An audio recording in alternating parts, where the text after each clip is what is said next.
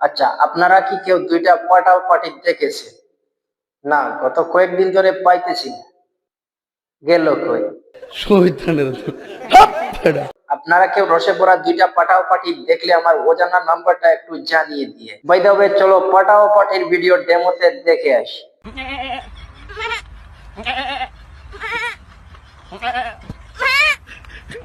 কি দেখে একটু চেনা চেনা লাগতেছে না?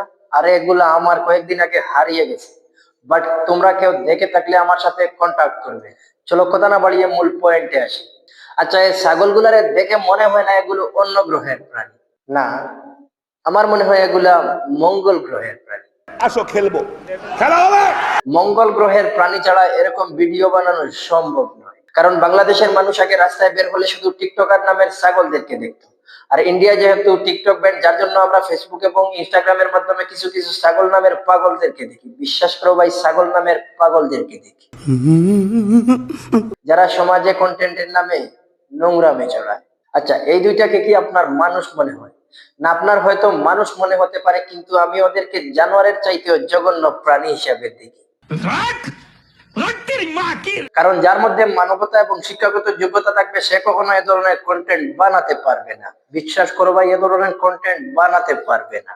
আসলে এরকম কন্টেন্ট যারা বানায় তারা আমার মধ্যে কখনো মানুষের মধ্যে পড়ে না। Hello guys, welcome to my present channel roster separate. আমার এই ভিডিওতে যদি আমার রিলেটিভ কেউ ক্লিক করে থাকো, তাহলে তুমি আসতে পারো। এই ভিডিওটি তোমার জন্য না, এই ভিডিওটি শুধুমাত্র আমার দর্শকের জন্য। ওয়েট, আমার পরিচয় দেওয়া হয় নাই।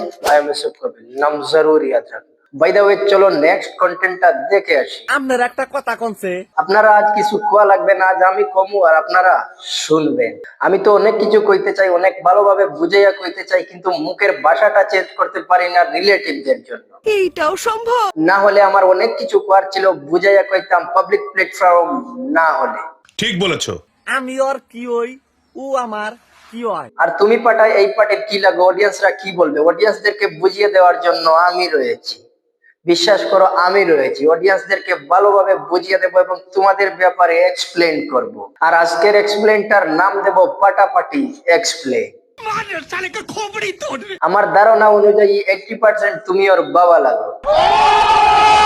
সরি, তুমি ওর বাবার সমান। আর তুমি যদি ওর বাবার সমান হও, তাহলে বুঝে নাও তুমি ওর বাবা। কারণ কিছু কিছু মেয়েরা টাকা দেখে টাকলা কাকুকে বিয়ে করে ফেলে শুধু টাকার জন্য। নিঃসন্দেহে তুই ঠিক কথা বলেছিস। আর পাবলিক কমেন্টে কি বলবে তাদের হয়ে না হয় উত্তরটা আমি দিয়ে দিলাম। তোমরা বাবা মেয়ের পরিচয়। বাই দ্য ওয়ে, তোমরা হচ্ছে ডাস্টবিনের আবর্জনা। নেক্সট।